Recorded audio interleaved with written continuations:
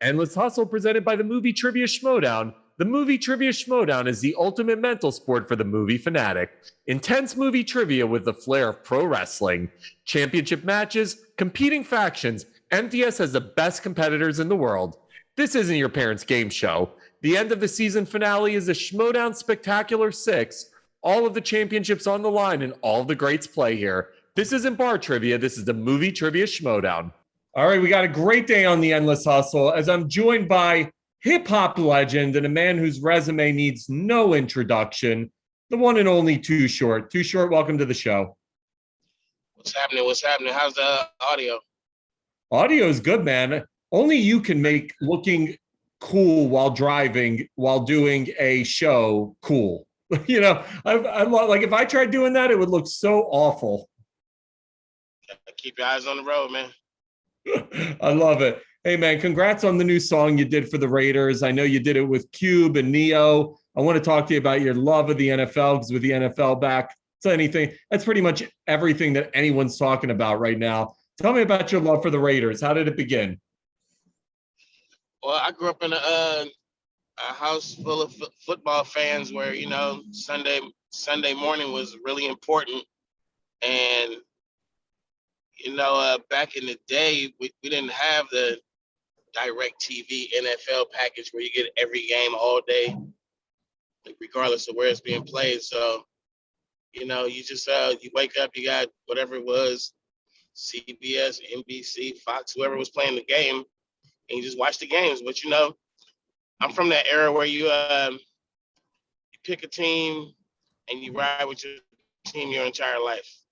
I think we now it seems to be people have favorite players in basketball and football, and if the player goes to a new team, then your love as a fan goes to that new team. But I'm like, I've been with the Raiders since like 1980, somewhere right around in there, and it's just, that's just the team. It's Oakland Raiders. It's just, you see me in a million pictures wearing Oakland Raiders paraphernalia. You've heard it in a million songs, and I just thought that with the Raiders moving to Vegas and the Raiders having so many fans from when they were in LA and all the fans from Oakland and all the people in Vegas that live in Vegas who are originally from Los Angeles or the Bay Area, Oakland in particular. A lot of people live in Vegas who moved from LA or the Bay. And I just think that that we needed this glue, this, not like it's the magic thing that unites all the fans, but just more stuff that allows us to come into Vegas and realize that even more than the Las Vegas Raiders, even more than that, we are the Raider Nation. And they could have named the team the West Coast Raiders and it would have been acceptable. But, a lot of us Raider fans we accept the name Las Vegas Raiders. It's hard to say right now, but I think that when you speak of it in terms of Raider Nation, you will not get any backlash from an Oakland fan, a LA fan, or a Vegas fan. We're all Raider Nation, and that's undisputed. You've obviously gotten to experience so many highs and so many lows as a Raiders fan, but what is your favorite game day memory? I would have to say, I remember a game, a home game. We beat the Tennessee Titans in the playoffs, and the energy that day. But I would just have to say, my best memories of home games are actually not even the game. My best memories are just tailgate parties in the Oakland Coliseum parking lot. And if you're privileged enough to walk through the parking lot on a Sunday before the game, during the game, when they're tailgating, if you have that privilege of going into the parking lot and surviving, like literally like staying alive, like if you have that privilege, there's nothing. The game. I've had tickets so many times, like multiple times. I had the tickets in my hand. I go into the parking lot. The food is cooking. The rowdiness is going down. The people are yelling out Raiders, and I never make it into the game. The parking lot is so much fun. I just waste my tickets and just stay out there, you know. And that's probably the best memories I have of game day is the parking lot. I want to take you back in time. I had Cube on the show recently, and growing up loving all of you guys, both East Coast and West Coast, just that era, there's never going to ever be anything like it. Just the organicness of what was happening was just off the charts. Walk me back to that era as it's the East Coast versus West Coast battle. You've obviously got Pac, you've got Biggie, you've got you guys. I mean, it was something magical. What was it like living through and experiencing it? Well, I do think that the loss of Tupac and Biggie 6 months apart from each other, I do think that signified the end of an era of hip hop that is sometimes referred to as the golden era, the late 80s pushing into the early to mid 90s, the golden era of when rappers were all original, when we started, like, multiple rappers started going platinum, and major tours, and people started getting rich, and it just was a lot of success. But I think that the loss of Biggie and Tupac signified the end of that era because hip hop was in shock. The fans were in shock. I mean, it really affected a lot of fans, like a lot of people just kind of went a little numb, So to be a part of that, man, that era was I think historically it means a lot to me because that is a very significant era. I don't know what year in the 80s you would pick, but it would be somewhere late 80s to about, I think Biggie, Pac, we lost them, and then everything kind of went bling bling and flashy, and we evolved from the bling bling to where we're at now. And rap is a super mega $billion industry now. But right before the golden era, it was a lot of fun. It wasn't as serious. I mean, like I said, the originality was expected of you, and not to be original was frowned upon. And I think that era will always, when you talk of hip hop, that era will always stand up on its own and be respected and just remembered, man. It was something that I think the Tupac Biggie thing was the biggest mark on that era, and I really do think it ended the era. But to be a part of it, man, was something that I look at the plaques on the wall, and I look at all the collaborations I did during that time, and how I was able to mix and mingle with a lot of East Coast artists at that time, as well as West Coast artists. And I know that a lot of other artists, my peers, were not allowed that privilege to be in New York making songs with Biggie during the East Coast West Coast war.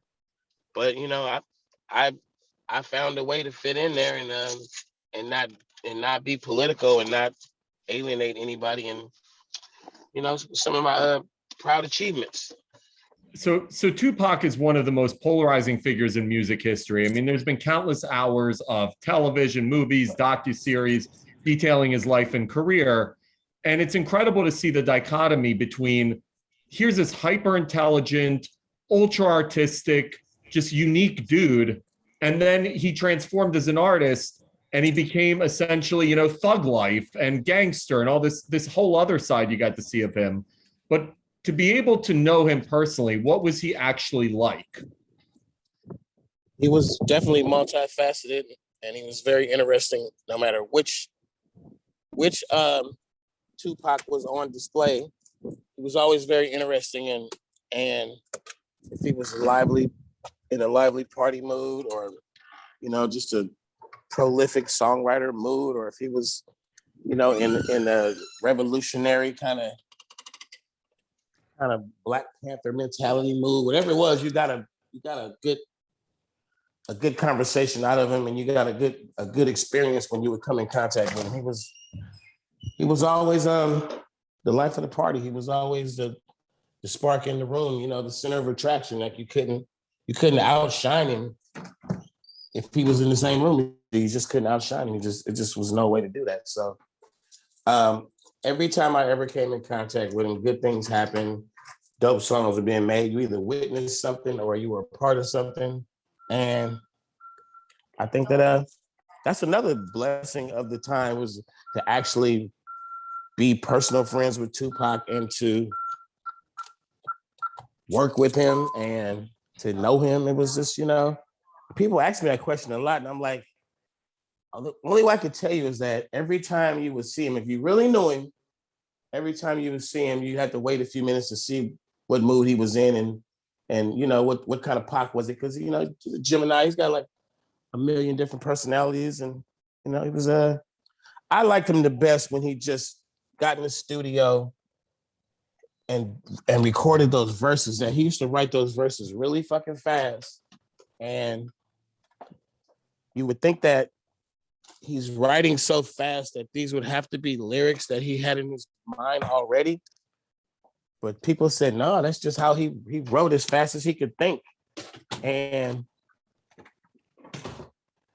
it was amazing, man. It was amazing to watch a guy like Biggie record without using pen and paper, and then see a guy like Tupac, totally take a pen and paper and just write so fast that like it almost looked like scribbling. He was writing so fast, and both of them would just, the end product would just be immaculate. Different techniques, but great songwriters. Great songwriters.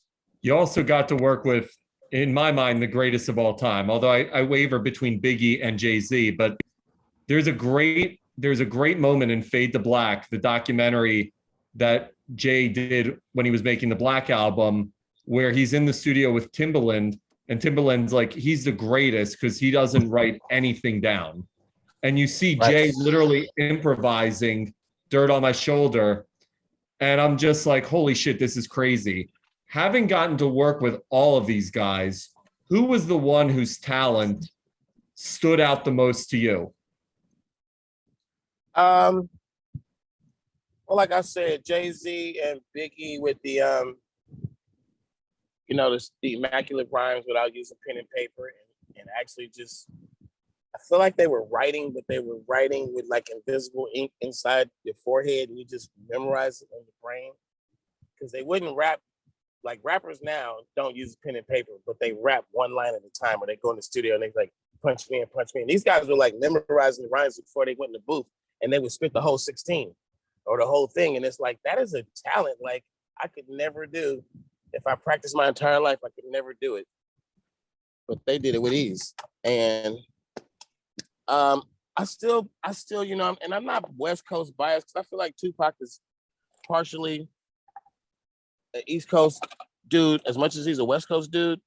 And I just think that the way Tupac wrote those songs so fast, like you'd have to see how fast he would write. Like he's just writing words. He never stops writing. So when I write a rap, I think about it, write it, try out a couple of little different ways, write it down, run it back, touch it up a little bit. This guy was just writing it down, and he said, let me in the booth. Like, dude, you just started writing 7 minutes ago. Like, how you have a verse already? And he's like, let me in the booth. And it's just the most just timeless verse. And you're like, how do you do it? So him being able to write a song as fast as his hand could move, as fast as he could think it, to me was very skillful. So being a songwriter myself, I think back on the times I was in the studio with him, and I'm like, that's kind of genius to be able to come up with rhymes as fast as you can think, as fast as your hand can write, and then not just some bullshit you wrote, but really like some shit that we want to hear. So I work with a lot of good songwriters, a lot of dudes, a lot of techniques, a lot of E40s and Scarface and Eric Sermon, and a lot of people that just instantly do dope shit in the studio. But I gotta give that to Tupac just on that technique I described to you. So you just formed this super group. Obviously, it's you, Snoop, Cube. I mean, just to see you guys getting back together, I love it. Talk to me about that friendship. Now being essentially middle-aged men, and then you look back on the young guys that you were. How crazy is it to think that A, you're still doing what you're doing, and B, what do all of you guys think as you look back on those young men? We think that we made some good moves in life to where we actually survived, the rat race. We survived the hip hop game, and so many people that are from our original era got parked, and they're not really active anymore. And individually, each of us has maintained our relevancy through social media, through music, through movies, through television, through just basically being larger than life images. And the hustle is intact. It's like without each other, we're doing just fine. But together, you get that Voltron effect to where easy mathematics. If you do a concert and you're a promoter and you do and your bill has 4 artists on the bill, and those 4 artists are Too Short, Ice Cube, E40, and Snoop Dogg, and you do this show at a huge arena, a show's gonna sell out. We do the show all the time. We've done it over the years, in the last 5, 6, 7 years, a lot. And regardless of how you make this show happen, we decided let's control the narrative and let's start a super group to where they can't call our managers and hire us individually. They got to call us and hire us as one. And going into this, you call it middle age, I call it senior citizens, because we're all in the 50s. Going into that phase in our lives and literally having control of how you get paid or how much you get paid or just literally just being able to charge top dollar. Like, you got to pay us more together than you do individually. So I think this was a genius move. It wasn't my idea, but when it was described to me, I'm like, I'm all the way in with this. This is how you take 4 OG rappers and convert them into the Motown Review. The fucking, I look at it like when the 4 Tops and the Temptations and Diana Ross and the Supremes and Smokey Robinson and Miracles and they fucking 60-something years old and they go to fucking Europe and the fucking tour sells out everywhere. And every time you see the Motown Review, it's just as hot as it was in 1967. I look at it like that, man. I think that we're in that phase of our career where I could do shows by myself all day, but when I do shows with those guys, everything is bigger, everything is better. So to be smart enough to join forces, and we call it Voltron, the Voltron factor. Like, we all just Voltron up and just become one big fucking monster. So obviously Versus and the phenomenon that it's become has reignited so many people's remembrance of generational music and artists. And obviously people's memory goes quick, right? Like, people forget how legendary someone like you or Snoop or Dre or a million others are. And Versus has helped bring that to the forefront by showcasing the legends of music against each other. Recently, Jermaine Dupri said that he wanted to go up against Diddy, and Diddy literally was like, fuck off. Like you couldn't hang with me. And Diddy said the only person that could really hang with him is Dre. So I want to ask you, as someone who's gotten to see both in their primes, who do you think wins in a versus battle, Diddy or Dre?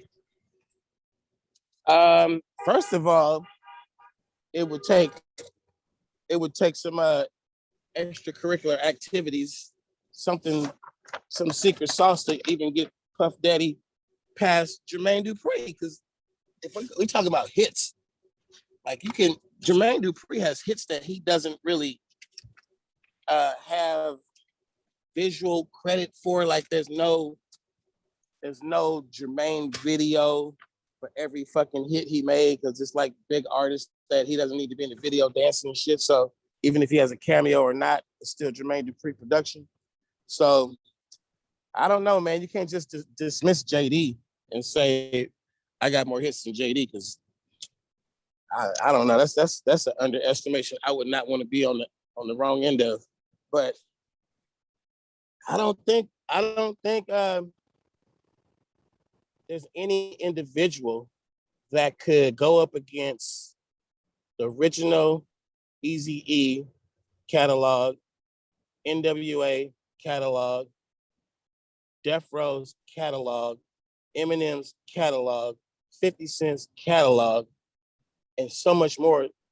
As an artist, the two Chronic albums, the Snoop Doggy Dogg album, I don't think anybody as a producer can just battle that shit and say, like, bring Dr. Dre on. Like, I don't who's that guy?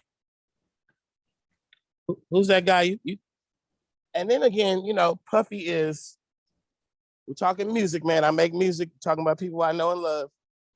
Puffy's not the one in the studio banging on the drum machine and twisting the knobs. He's the one in the studio making these records a hit. He's making them hits because he has that ear and that vibe to know that's not a hit. It's a hot record, but it's not a hit. Make it a hit.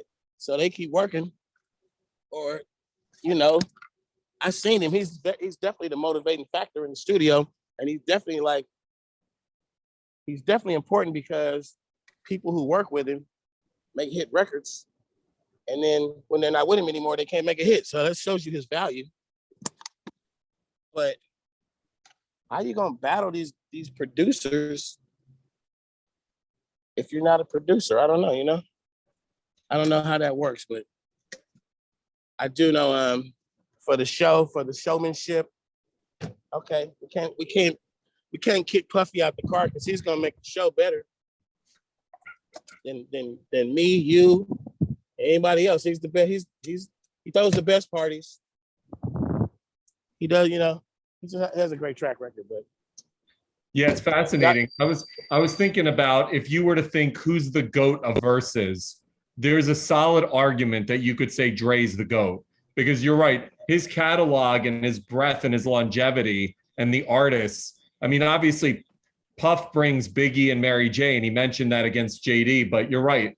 Dre brings NWA, Snoop, Eminem, his own albums, and you're just like, holy shit, it's like never ending. What's the battle, though? The battle is producers or the battle is labels? What's the battle?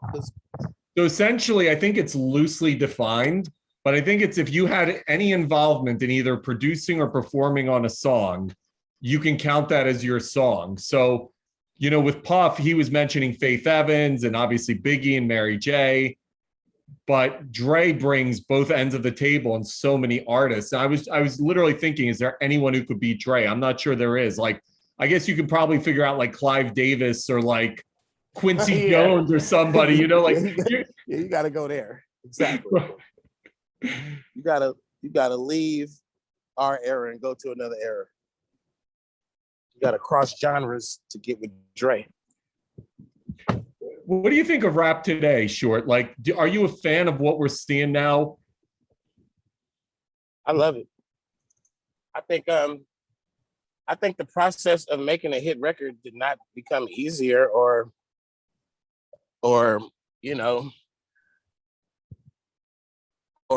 less quality. It's a hit's a hit.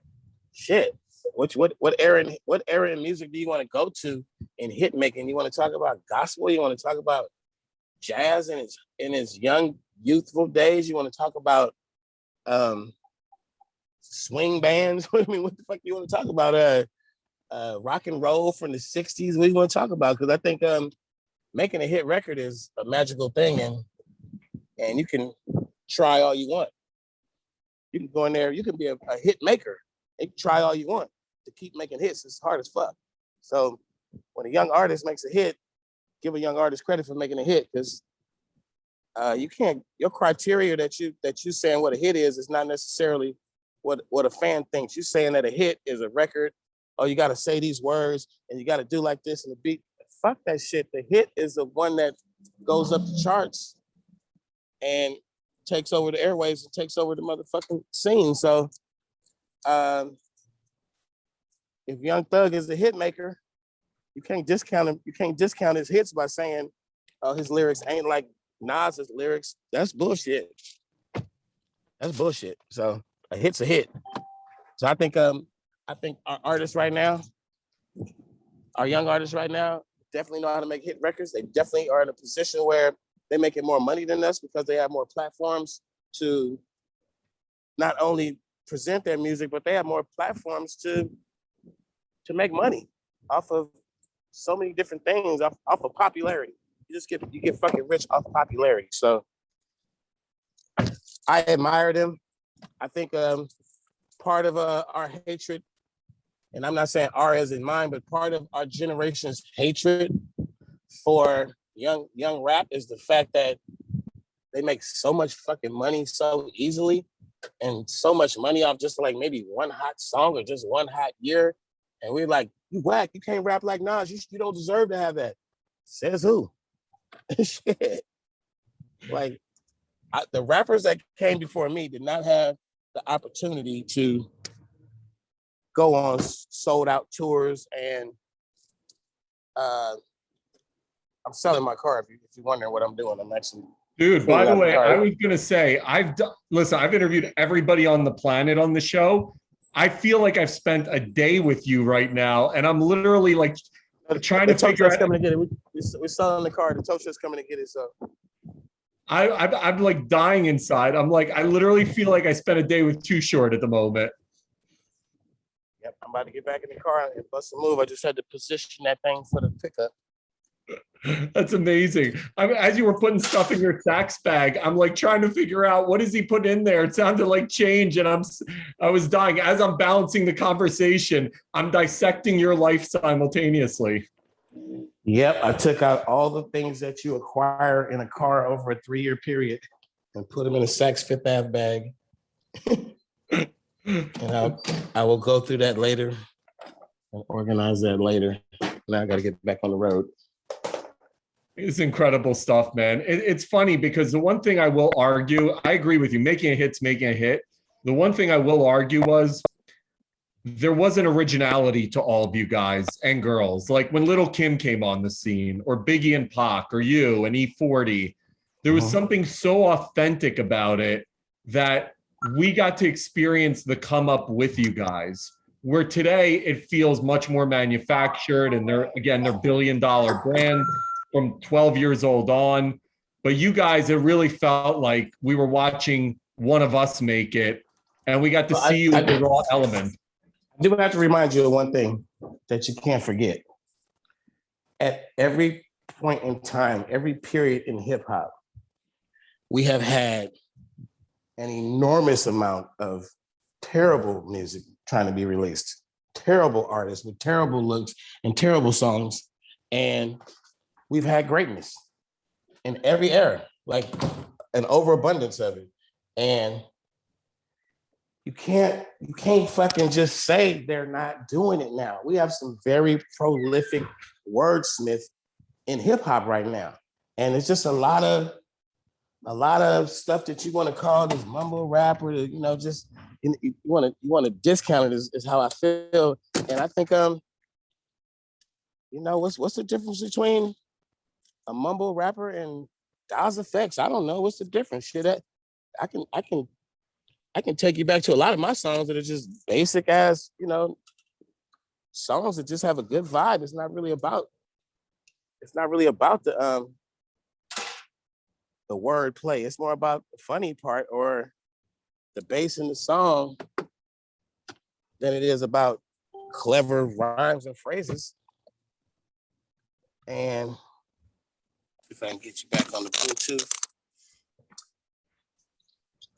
Whack rappers have always been around, man. They always will be around. Whack songs and dope songs. And I mean, shit, it's just like the NBA, man. You talking about who's the GOAT of all eras.